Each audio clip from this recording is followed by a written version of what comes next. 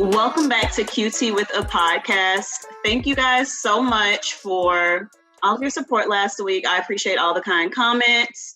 I appreciate the support. If you're listening to this right now, I need you to stop. I need you to share this with a friend. So that I'll pause for a minute for you to do that.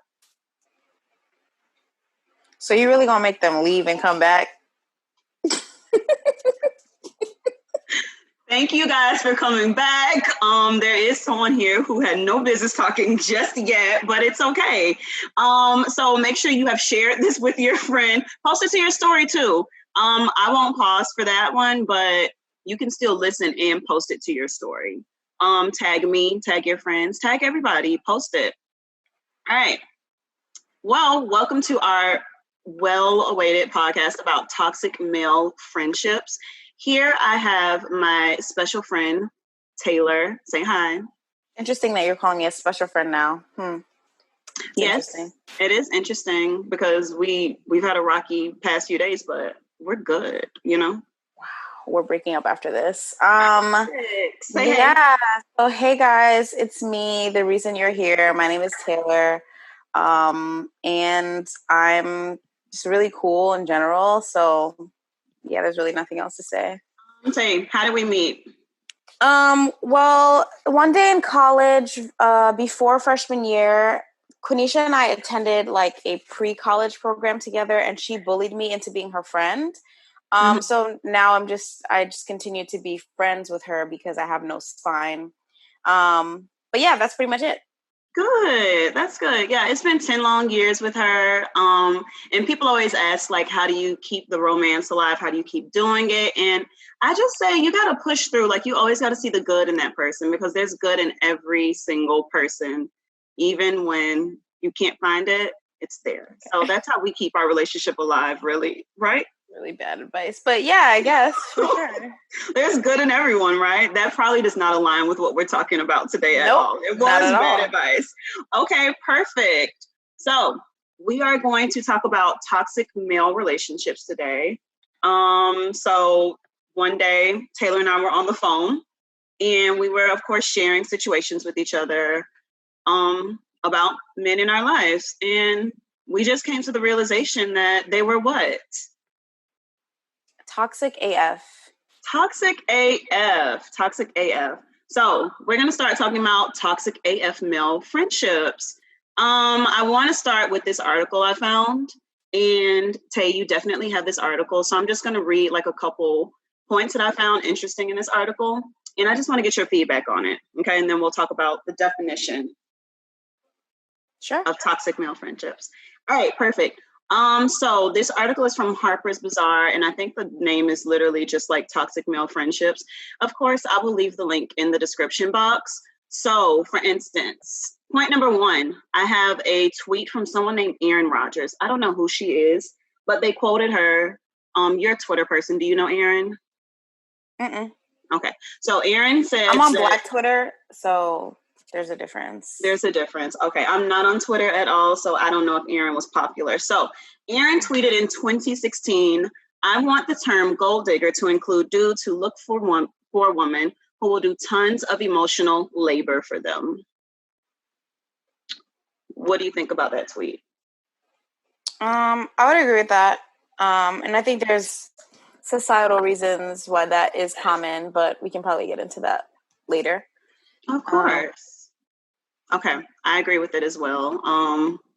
Because gold diggers typically associated with women, but I mean, men are always looking for something to benefit them as well, but it's not negative when they're looking for it. For sure. All right.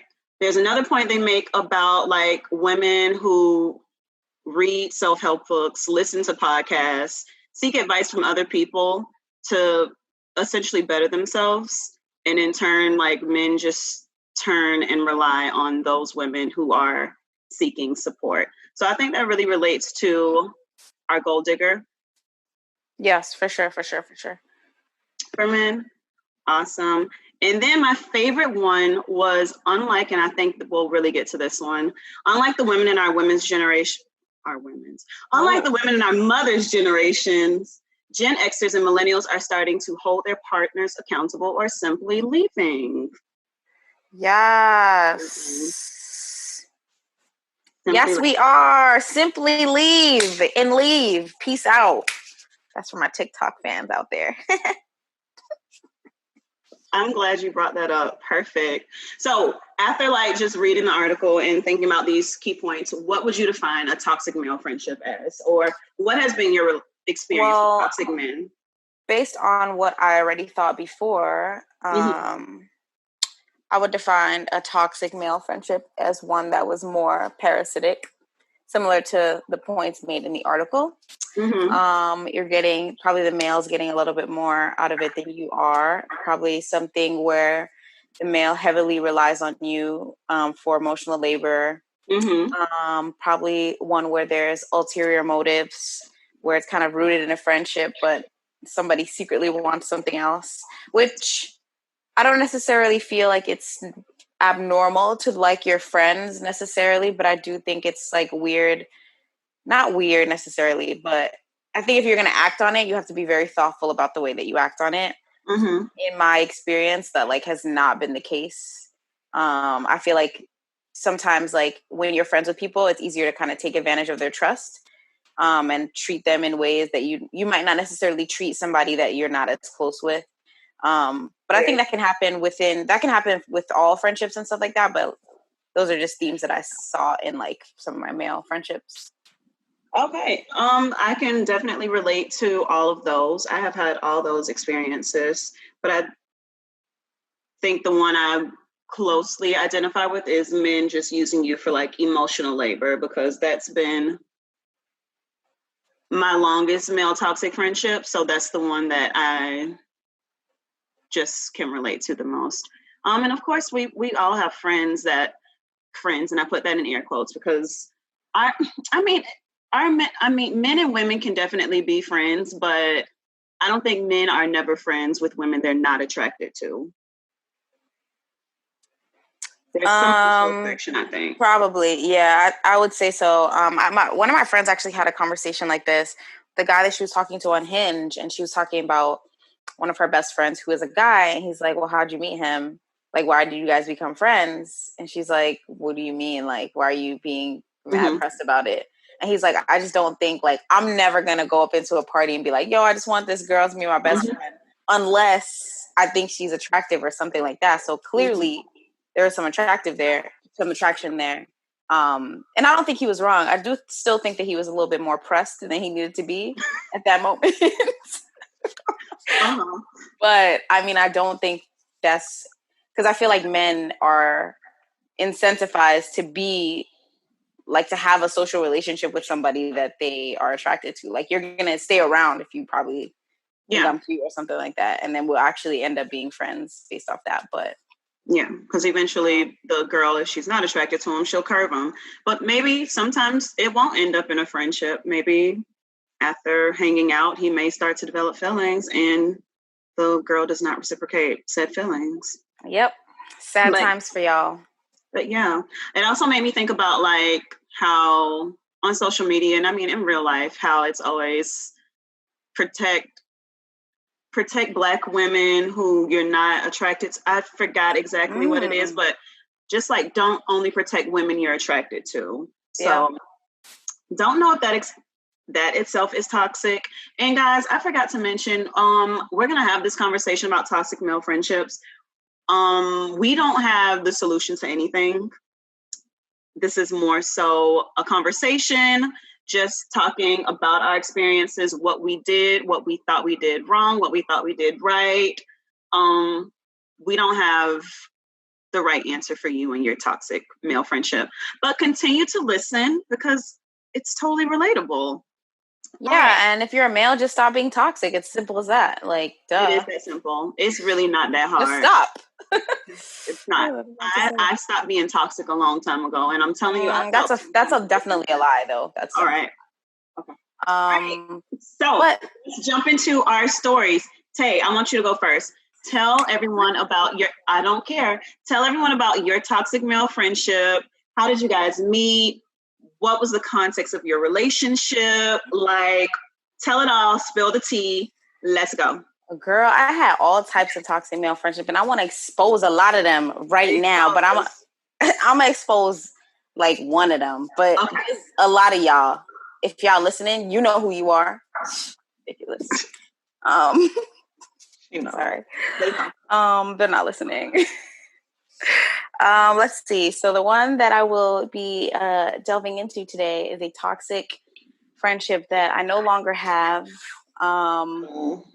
It was a friend of mine. We were friends. Let's say we probably known each other since high school. So let's say when we were like 14, but I would say we were best friends for like 6 years, like right out of college, like in college, out of college, stuff like that. And I never really noticed that he was toxic until like towards the tail end of our relationship. But my friends definitely did notice that, and they would always be like, "We hate this guy." But that was because, yeah, they didn't really like him. But I thought that was just because like he would say like he would say mean shit sometimes about them. Okay. And I was like, yeah, okay, I like, you guys have the right to hate him, but like still, that's my best friend, so who cares?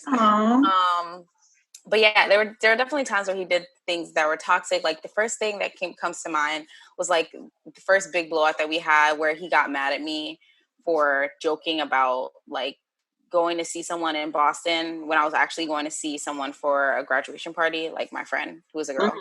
And he just got really upset at me, and he was like, "You're pathetic, blah, blah, blah," and just like very jealous of the fact that I was joking about seeing another man. And I was very confused about that. I was very like, I remember being shocked. And then we didn't talk for like 3 months because we just like had this big blowout. It was just really strange. But then we started being friends again and blah, blah, blah, blah. And all my friends would be like, obviously he's obsessed with you. Obviously he's like in love with you. And I'm like, no, he's not. Of course he's not. That's just girls never see it. You're just like, no, we're friends. Like, how could he be in love with me and not say nothing? Like, that's just crazy. Like, who does that? People do that, right? People do that, guys. No, people literally do it. So yeah, I mean, we're no longer friends because we had like a big blowout a couple years ago again, which was based on the fact that he like tried to take things further in a way that was just like very aggressive. And then when I wanted to like kind of discuss why it was inappropriate to do that, it was very much like, we don't need to talk about this. And I was like, unacceptable. That's not going to happen. But yeah, I mean, I think that whole friendship, I remember the first time like he tried to do something that was like weird. We had a conversation about it. He was like, wait, so do you think I actually don't want to be friends with you? And I was like, no, I think you do want to be friends with me, but you also want to be more than friends. Like, hello. But it was very much of like, just leave it alone. Obviously, like if people get drunk and do things all the time. And I'm like, that's true for sure. But it's not true when during the drunk encounter, you mention all of the times in the past that you considered doing that and that you've been waiting to do it for a long time. Okay, so in a way, he's been plotting on you for a couple years. Seems like he's been plotting. Okay. Yeah, so I mean, there are just like a couple of toxic things. I think one was just like the ulterior motive things. There's also like a very large element of like emotional labor, and I think it was always in comparison to his girlfriend at the time. Like they would fight a lot, and I think he would rely on me to be like the voice of reason, but then also like not want my opinion. So I'm like, it would be like, wow, I hate this. Like I don't want to be in this relationship. I'm stressed out. And I'm like, so get out of it. Then leave. And he's like, mind your business. You just came and vented to me about your whole life. Literally, miserable. It was bizarre. It was just, I was like, I gotta stay. Like, just please don't talk to me about. Sometimes you just gotta stay out of your friends' relationships, though, too. Sometimes because it's just like y'all just want to talk. So maybe just talk to a therapist, though. I agree. So yeah, that was pretty much most of that. So you guys had this big blowout. Obviously, he tried to make an advance on you. You were like, nah, chill. You want to talk about it, but he didn't really want to talk about it. So did you guys drift apart, or was it like, did you guys have a breakup? Oh, it was very much a very, very much a very messy, horrible, like evil breakup. Oh. Very much like words were exchanged, death threats were not exchanged. Death threats were given to me. Whoa. Some people threatened to end their life in a way that was definitely not tied to like depression or like actual mental health issues. It was very much tied to like manipulation and narcissism and like, I'm gonna make you feel guilty. Oh, I hate that. You ruined my life. So yeah, there was a lot of that. I mean, we started to be friends, like, or try to be friends again, like maybe a couple months after that, because I think it's easy to kind of like fall back into, especially if you're best friends with somebody. Like if I fight with you, I'm not gonna just be like, all right, well, that's the end of Quenisha for the rest of my life. But it just didn't work out because it was just like, they were just too, I just felt like I had to walk on too many eggshells. And then there was like an element of toxicity that he just refused to address. And I can't. So we're not friends anymore. But we don't hate each other. Okay. So there's progress. There's progress. There's definitely progress. So do you see yourself ever becoming friends with this person again? Since we went from hating each other to now I don't hate him. Do you ever see yourself being friends with him? I think that's hard to say. At the current moment, I don't see how that would be a thing. I would say if we were going to be friends again, he would have to be very explicit about addressing what happened in the past. I don't see him doing that, and I don't see me probing him to do that because, like, at this point, I'm just like, it's been too long. But I mean, anything's possible, and I think once you're best friends with somebody like that, they're always gonna kind of like have a place, but it's just not gonna be like, I don't think it can go back to the same level. Like we were just like codependent on each other. We were just like actually insane. I don't think it would go back to that because I just think also I'm more mature and I don't feel like I rely on other people to that extent anymore, but you never know. All right. So guys, let's make sure we check in with Taylor in a few months to see if she became best friends again with her ex-friend. What'd you say? Quantavious is his. Oh, his name's Quantavious? Okay. Yeah. Excellent. Good. Thanks. Yep. All right. So let me talk about my toxic friendship. It was a long, tumultuous one as well. All right. So I did not know this guy in high school. I met him when I was in college, actually. So when we met, I was a sophomore in college and he was a freshman. And when he approached me, it was more so he was attracted to me and he liked me. Well, could he like me? He was attracted to me and he wanted to, pursue me. I kind of curved him pretty quickly, and just wanted to be friends with him because I also had a boyfriend at that time. I definitely had a boyfriend. You definitely did. But I wasn't attracted to him in that way. I just wanted to be friends with him. So, I mean, over that year, like we became very, very close, like doing everything together, studying together late at night. Like it got to the point where people thought we were in a relationship because we were just together that much all the time, even though I had a boyfriend. That is so weird. Now I'm thinking back at it. So he eventually got a girlfriend, and once he got a girlfriend, like he would try to give me the talk, like, all right, I can't hang out with you like this anymore. I can't do this. Like, she's getting upset or something like that. People were talking. So he stopped hanging out with me as much in public. And instead I turned into like the private best friend. So we would only see each other at night. We would only go off campus to do stuff together. So I was a side best friend for a minute. And I never knew that title was a thing, but it is a thing. It's a thing. You can be a side best friend. So we kind of like teeter-tottered around those new dynamics for a while. Eventually I graduated and I moved to Texas after graduating from college, and we would talk on the phone still. So we would talk on the phone a lot and we would go on and off, for a while because me and him would argue. We stopped talking for a little bit. We come back together. We start talking again. And when we did talk, like he he always had a lot to put on me. So it was like I was at work, and I can talk on the phone when I'm at work. Like I can hold a 2-hour conversation because I'm like driving around doing stuff. I can multitask. And he would capitalize on that time like nobody's business, like talking in my ear. Like I remember one time I was like, hey, I gotta pee. Let me call you back. He was like, it's okay. I'll wait. And I was like, okay. Aww. Because he wanted to vent. And I had no problem listening to him, like, and being there for him because that was my friend. But it got to a point where I was just like, do you ever talk to your now fiance? So she's fiance at this point. I'm like, do you ever talk to her about this? Like, because I just feel like when he talked to me, he was dropping so much on me. I was like, you didn't get this out anywhere else. You were waiting. And it was like, okay. Whew.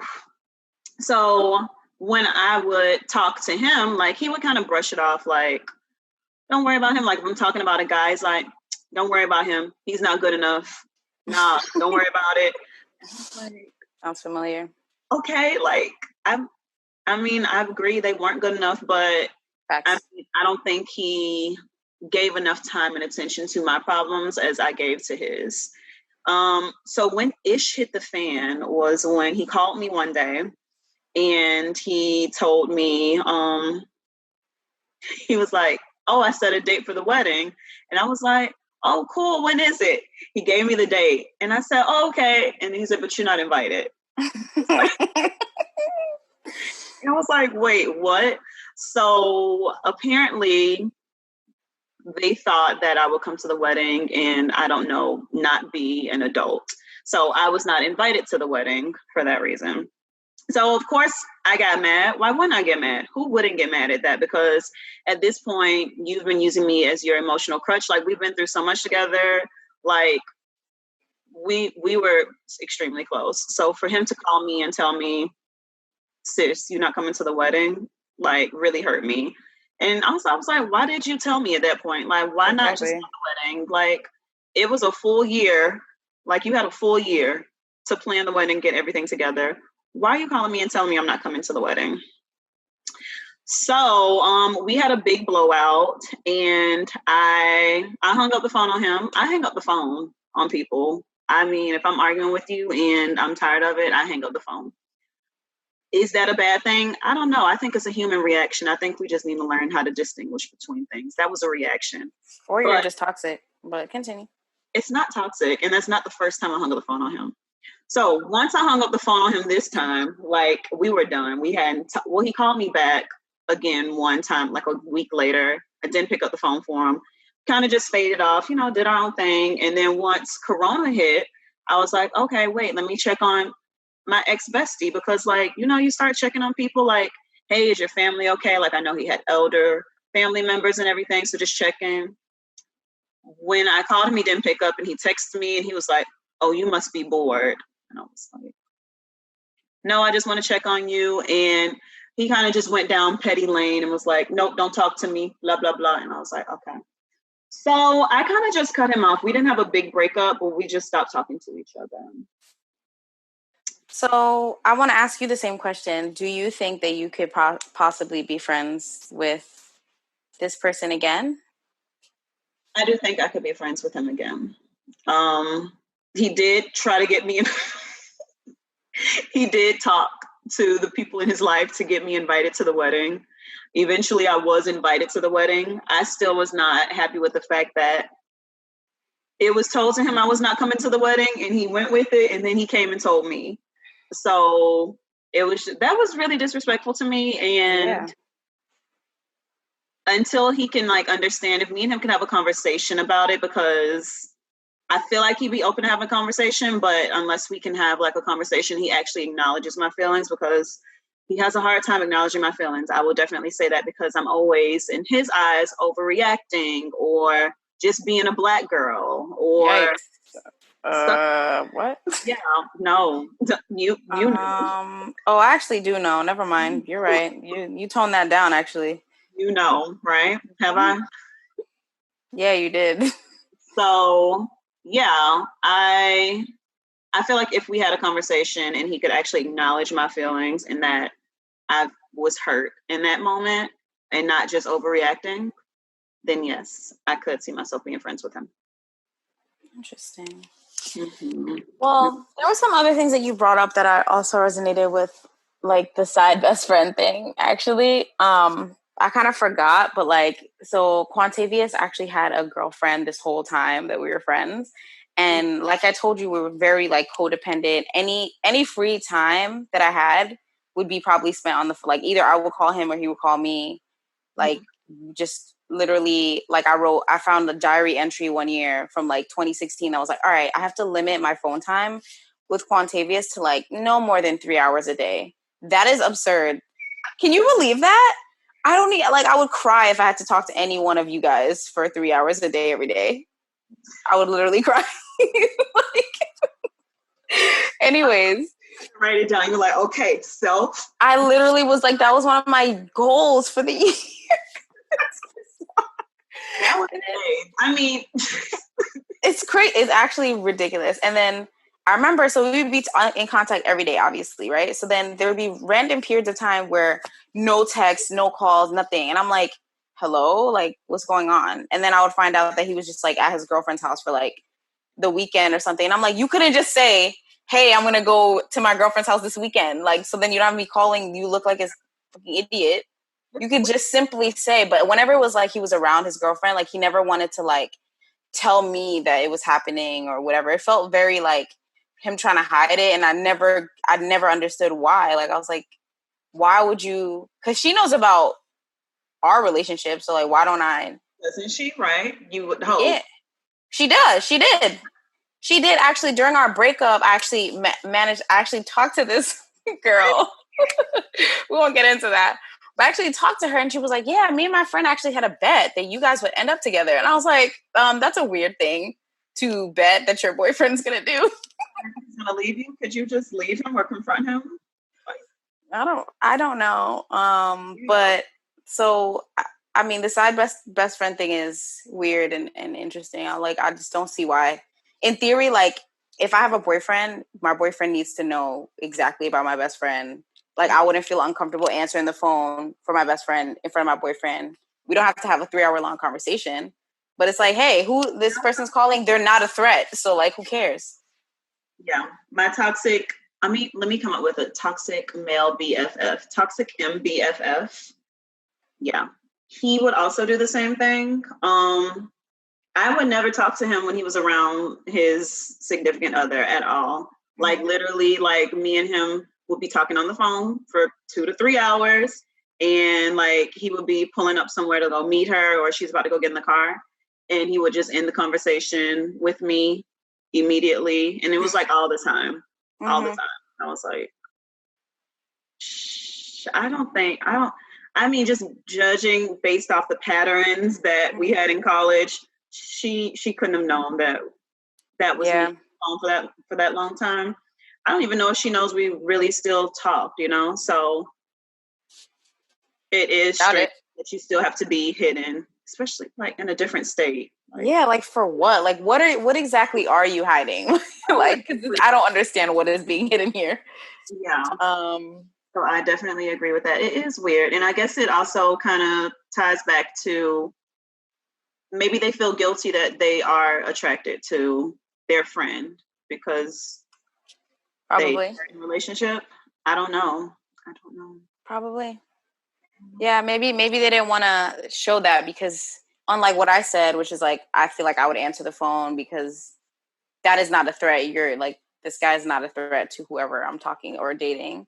Maybe it wasn't that. Maybe they didn't feel that way. Where it's like, oh, my girlfriend would have every right to be mad at me for being on the phone with this girl that I like. And I think it's weird also that like, just that Quantavious was using you as an emotional crutch when he hated his girlfriend. So it seems like he wouldn't vent to her at all, you know, because I'm sure he did. I don't know what he did, right? Because what I heard and what she heard was very different.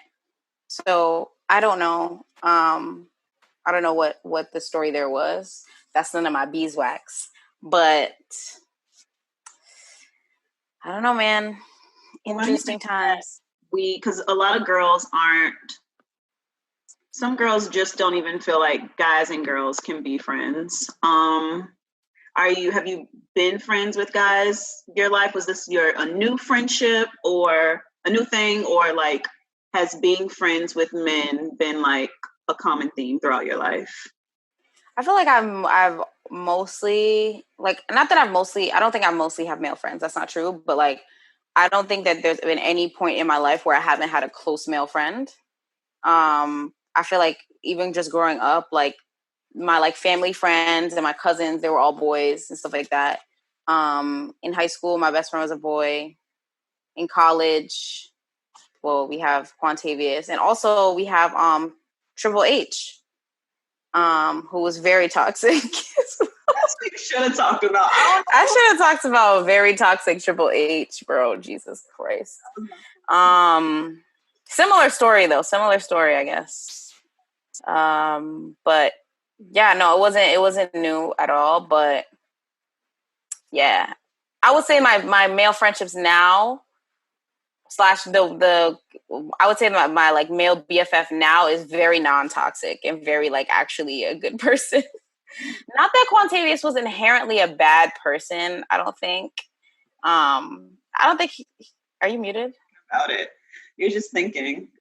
Yeah, I don't think he's inherently a bad person. I just think that like, you know, some people just need to be a little bit more introspective, but like now my MBF now is just like super introspective, super like probably too introspective, to be honest. And I don't think that would ever like, I don't think, not that he doesn't have ulterior motives, because I think in the same way that he's probably been like, he's made comments to me that were like, hey, like we should date, but that was like very early on. So I think he's like out of that stage now, which is fine. Like as long as you don't act on it in a freaking weird way, we can be still cool. But yeah. All right. Anything else you want to add about toxic men? I mean, not toxic men. I'm not calling all men toxic male friendships. I think we covered. I do have a last comment, which is, you know, I don't want to put necessarily too much of the onus on the individual, right? Because it's a systemic problem with patriarchy. Yes. Right? So like men are toxic, men use women as emotional crutches and things like that because they don't feel comfortable doing that to their male friends. There's a reason why they don't feel comfortable doing that, because it's quote unquote gay to show emotions, especially to other men. Which is actually interesting culturally because, like, obviously, you know, I've been watching Love Island, and I find the relationships between the guys in the UK so cute because they're just like so like emotionally attached to each other, so supportive. Like they literally like leave the house and they're like in love with each other. Like those are the relationships that I literally follow. They're like cuddling, they're hugging, they like kiss each other. Not on the mouth all the time, but like sometimes they do, or like they grab each other's faces and like kiss them on the forehead, and it's just like beautiful. And they like express the way they feel. They're like, "Yo, like I'm really close to you. Like I love you. Like you know, you're my best mate." And I feel like in America, like people just don't do that. Yes, that is very true. The first time my mom saw Love Island, she was so confused. She was like, why are they? I was like, they're fine. Like they're not gay. Like they're not gay. And I was like, sis, that's not gay. That's just them. She's like, why are they wearing those little shorts around each other? I was like, see, that's not gay. But I mean, it very much like that is that's American culture. Like I even was against emotions up until same. I thought it was whack to be vulnerable. I was like, ew, that's soft. I'm like, I'm a girl. I must have forgot. I think I did for a couple of years. I definitely forgot I was a girl. I would call myself one. Yeah, I would. I was one of those. Like I only had guy friends. Same. Like, especially middle school. I was rolling with the big dogs. Yeah. I was probably going through puberty and thinking different things about me, but I was definitely like, I'm one of the homeboys. Mm-hmm. Yep. Agreed. Not a sad girl, but just to end, that's stupid. Like, who wants to talk about emotions? But I love talking about emotions now. I'm so comfortable talking about my emotions now. Yeah, it took a while, but we're here. And I guess like. Well, actually, Like, I'm gonna take that back when you said, like, I feel like I'm definitely more comfortable talking about my emotions, but I still do notice that when I want to talk about my emotions, or like if I'm feeling sad, the person that I'm probably gonna go to is actually a guy. Yeah. And not my girlfriends, because I'm just like, they're less invested. I don't know why. I don't know. That's just like a thought. Less invested? I don't know. I think that's just like a subconscious thought. We'll just talk about this off recording. We can talk about this offline. Obviously, we're going to have some relationship combos right now. Yeah, we definitely have some relationship problems we need to discuss. Tune in for our next episode where we talk about why Tay doesn't feel comfortable talking about being sad with me. All right, guys. Like, honestly, it was great talking to everyone. Like, if any of my toxic male friends are listening, sorry. I don't know what to tell y'all. Fuck. Yeah. All right. Well, thank you so much for listening, guys. Remember, go share this episode with your friends. Post it to your story. Go to my Instagram. You know there's a picture. I'll put it on at Big Queequee and at QT with a pod. So it'll be on both, so that if you don't follow me on one platform, you can find me on the other, and you can just leave a comment. I'm going to ask you, have you ever had a toxic male friend before? What did you do? How would you define a toxic male friendship? Any of those things. Thank you so much. Last word. Wait. You guys don't even follow me. That's crazy. Like, so sorry. This is exploitative. Where can they find you and follow you? All right, guys. So firstly, you can follow me on IG at tdeadass. Now, don't ask me why that's my name. It's a long story. Second, you can follow me on TikTok, because TikTok is being a hater because they're racist. So I need more followers to balance out the racism in their algorithm. So you can follow me on TikTok at tdeadass, and don't follow me on Twitter. Thanks. That's private. I'll definitely put all that in the show notes, and I'll put her Twitter there for you guys too. Thank you. Bye, guys.